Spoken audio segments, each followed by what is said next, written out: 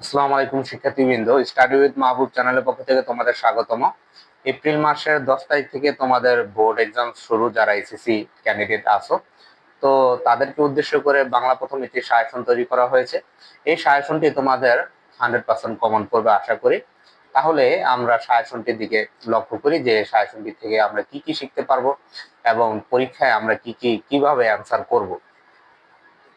তাহলে তোমরা সর্বপ্রথম জানো যে বাংলা প্রথম হচ্ছে তিনটি ভাগে বিভক্ত। প্রথম হচ্ছে চারটি ভাগে বিভক্ত: গদ্য, পদ্য, উপন্যাস এবং নাটক। এই চারটি ভাগে হচ্ছে বাংলা প্রথম বিভক্ত। তো আমরা জানি যে গদ্য থেকে চারটি প্রশ্ন আসে, তিনটির উত্তর দিতে হয়। চারটি প্রশ্ন আসে, চারটি থেকে তিনটি প্রশ্নের উত্তর আমার গদ্য থেকে দিতে হবে। তাহলে গদ্য থেকে কোন কোন চ্যাপ্টার গুলো সবচেয়ে বেশি ইম্পর্টেন্ট সেগুলো নিয়ে আমরা আলোচনা করি। যদি বলতে চাই, সর্বপ্রথম চলে আসে সুবার কথা। সুবা থেকে প্রতি বছর বিভিন্ন বোর্ডে প্রশ্ন আসে, আর ঢাকা বোর্ডে তো প্রতি বছর রেগুলার প্রশ্ন আসে।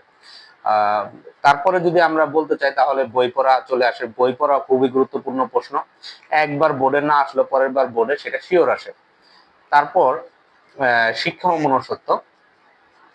এই প্রথম তিনটা প্রবন্ধ দেখো বা গদ্য দেখো, আমি 3 স্টার দিয়েছি। তো যেগুলা আমরা 3 স্টার দিয়েছি সেগুলো আসার সম্ভাবনা খুবই প্রবল। আর এগুলো ইম্পর্টেন্ট, এগুলাতে আমাদের 2 স্টার দেওয়া আছে। যেমন হচ্ছে নিম গাছ 71-এর দিনগুলো, হয় নিম গাছ আসবে, না হয় 71-এর দিনগুলো আসবে। যে বোর্ডে নিম গাছ বিগত সময়ে চলে এসেছে সেই বোর্ডে এবার 71-এর দিনগুলো আসার সম্ভাবনা রয়েছে। আমাটির ভেকু, এটা খুবই গুরুত্বপূর্ণ একটি ঘটনা, গল্প। তো এটা থেকেও সৃজনশীল প্রশ্ন আসার সম্ভাবনা রয়েছে। মমতা দি অথবা প্রবাস বন্ধু, মমতা দি আসবে অথবা প্রবাস বন্ধু থেকে একটি সৃজনশীল আসবে। ঢাকা বোর্ডে 2023 সালে প্রবাস বন্ধু এসেছিল, আবার 25-এ আসার সম্ভাবনা রয়েছে। আর যে যে বোর্ডে প্রবাস বন্ধু আসবে না সেই বোর্ডে মমতা দি নিয়ে প্রশ্ন আসার সম্ভাবনা খুবই প্রকট। তারপর আরো দুইটা প্রবন্ধ আমরা রেখেছি, সেটা হচ্ছে সাহিত্যের রূপ ও রীতি এবং মানুষ মোহাম্মদ সাল্লাল্লাহু আলাইহি সাল্লাম। মানুষ মোহাম্মদ সাল্লাল্লাহু আলাইহি সাল্লাম এটা হচ্ছে ঢাকা বোর্ড 2024 সালে এসেছে, তাই গত বছরের তুলনায় এই বছর এটা আসার সম্ভাবনা একটু কম। আর যদি এটা না আসে তাহলে সাহিত্যের রূপ এবং রীতি এটা আসতে পারে। তাহলে আমাদের গদ্য থেকে 4টা থেকে 3টা দিতে হয়, 3টা অথবা 2টা দিতে হয়। তো আমরা যদি পরীক্ষায় একটু ভালো করে উত্তর করি, ঠিক আছে, এটা প্রথমে একটু ভুল হয়েছে, 4টা থেকে ন্যূনতম আমাদের 2টি উত্তর দিতে হবে। ন্যূনতম 2টি উত্তর দিতে পারে আমরা যদি ভালো পারি, তাহলে আমরা এখান থেকে 3টি প্রশ্নের উত্তর দিতে পারবো, কোনো সমস্যা নেই। এবার পদ্ধতিতে চলে আসো।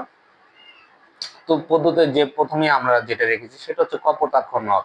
কপোতাক্ষ নদ ভেরি ভেরি ইম্পর্টেন্ট। যদি বিগত বছরে না এসে থাকে তাহলে এবার অবশ্যই আসবে।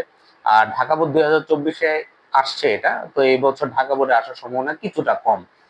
এরপর জীবন সঙ্গীত। জীবন সঙ্গীত হচ্ছে ঢাকা বোর্ডের পাশাপাশি অন্যান্য বোর্ডের গুলা খুব, বোর্ডের জন্য খুব প্রয়োজন।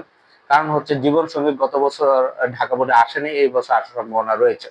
মানুষ, মানুষের সৃজনশীল, মানুষ পদ্যের সৃজনশীলটা প্রায়ই আসে, প্রায়ই দেখা যায় বিভিন্ন বোর্ডগুলোতে। তাই মানুষের সৃজনশীলটা আমরা খুব ভালো করে পড়বো। পল্লী জননী বিগত 2 বছর ধরে ঢাকা বোর্ডে প্রায় আসতেছে, তো এই বছর আসার সম্ভাবনা রয়েছে। এখন পদ্যের দিকে খেয়াল করে দেখো, প্রথম 4টা, এই প্রথম 4টা খুব বেশি ইম্পর্টেন্ট। প্রথম 4টা যদি আমাদের কমন না পড়ে তাহলে আমরা নিচের গুলা পড়তে পারি। রানার, রানার হচ্ছে ঢাকা বোর্ডে গত বছরে এসেছে, এই বছরে আসার সম্ভাবনা নেই, কিন্তু অন্য বোর্ডে কিন্তু রানার আসতে পারে। বঙ্গবাণী, বঙ্গবাণী ঢাকা বোর্ডে আসতে পারে। এর পাশাপাশি অন্য বোর্ডে যেগুলা গত বছর আসে নাই, যে বোর্ডগুলাতে, সেগুলাতে বঙ্গবাণী আসতে পারে। তোমাকে পাওয়ারের জন্য এই স্বাধীনতা, এটা ঢাকা বোর্ডের জন্য এবার খুবই গুরুত্বপূর্ণ, অন্যান্য বোর্ডের জন্য গুরুত্বপূর্ণ। সেই দিনে মাঠ, এটা হচ্ছে তুলনামূলক একটু কম গুরুত্বপূর্ণ, কিন্তু এটা আমরা পড়ে যাব। তাহলে মোটামুটি আমরা যদি এই 7টি 8টি পদ্য পড়তে পারি, এই পদ্যের মূল ভাবগুলা ভালো করে পড়তে পারি, সৃজনশীল গুলা ভালো করে করতে পারি, তাহলে আমরা পদ্যের ভালো করে উত্তর করতে পারবো। এখন আসো যে আমরা আসলে এগুলা পড়বো কিভাবে, এই গদ্য আর পদ্যগুলো আমরা কিভাবে পড়বো। এগুলার যে জ্ঞানমূলক এবং অনুধাবন থাকে, আমি কি বললাম, জ্ঞানমূলক এবং অনুধাবন।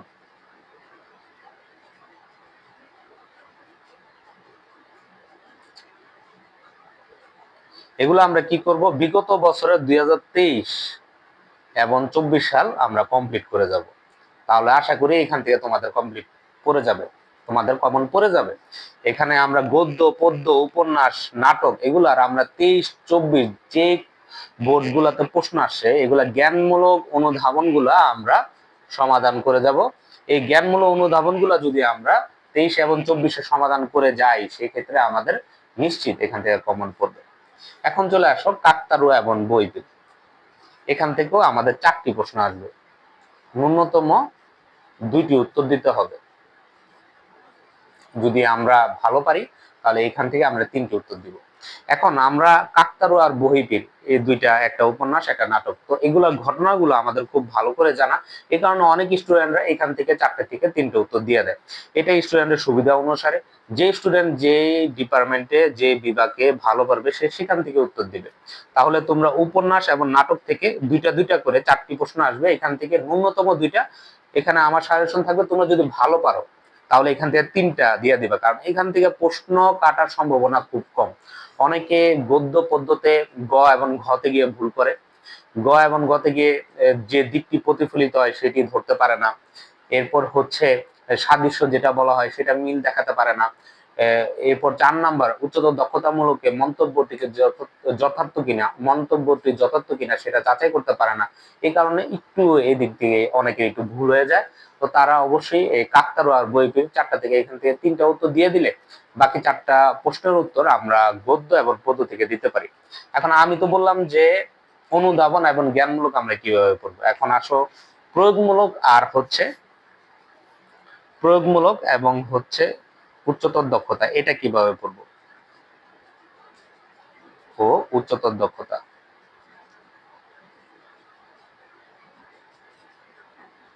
এটা হচ্ছে আমরা মূল বইয়ের যে সৃজনশীলটা আছে, মূল বইয়ের সৃজনশীল সৃজনশীল এটার গ এবং ঘ যেটা থাকে, গ এবং গ যেটা থাকে সেই প্রশ্নগুলো আগে আমরা দেখবো যে এটা কেমন টাইপের প্রশ্ন। মূল বইয়ের গ ঘতে যাব, এই প্রশ্নগুলো দেখবো কেমন টাইপের প্রশ্ন। যেমন গতে বিভিন্ন চরিত্রের সাদৃশ্য ব্যাখ্যা করতে বলে, এরপর গল্পের সাথে কোন দিকটি প্রতিফলিত হয়েছে সেটা ব্যাখ্যা করতে বলে। ঘতে কি বলে, যে সমর্থন করেছে, কোন একটা মন্তব্য দিয়ে বলে যথার্থ কিনা, মন্তব্যটির যৌক্তিকতা রয়েছে কিনা, মন্তব্যটি সমর্থন করে কিনা কবির আলোকে, এগুলা ব্যাখ্যা করতে বলে। তাহলে আমরা এই গ ঘ প্রতিটা মূল বইয়েতে যাব, মূল বইতে গ ঘ দেখবো এগুলা কি টাইপের, এই অনুযায়ী আমরা কিছু বোর্ড সমাধান করে যাব। তাহলেই আমরা আশা করি বাংলা প্রশ্ন উত্তর আমরা খুব ভালো করে দিতে পারবো। আর বাংলা প্রথম প্রশ্ন প্রতিবারই বরাবরের মতো সহজ হয়। মূল বিষয় হচ্ছে ধরতে হয় যে গল্পের কোন বিষয়টি এখানে চাওয়া হয়েছে, কোন বিষয়টি সম্পর্কে বলা হয়েছে। তাহলে আমরা যদি সেগুলো ধরতে পারি তাহলে বাংলা পরীক্ষা ইনশাল্লাহ খুব ভালো হবে। তাহলে আমার এই সাজেশনটি তোমরা যদি তোমরা ভালো করে ফলো করতে পারো, তোমরা ভালো করে ফলো করলে আশা করি তোমরা উপকৃত হবা। এবং পরবর্তী আমি গণিত ইংরেজি সব পরীক্ষারই সাজেশন দিব, এবং এগুলার বোর্ডে যে লিখিত উত্তর কিভাবে লিখতে হবে এবং কিভাবে অ্যান্সার করতে হবে সে সম্পর্কে আমরা টিপস দিব। তো আশা করি তোমাদের এই ভিডিওটি ভালো লেগেছে, ভালো লাগলে চ্যানেলটি সাবস্ক্রাইব করো।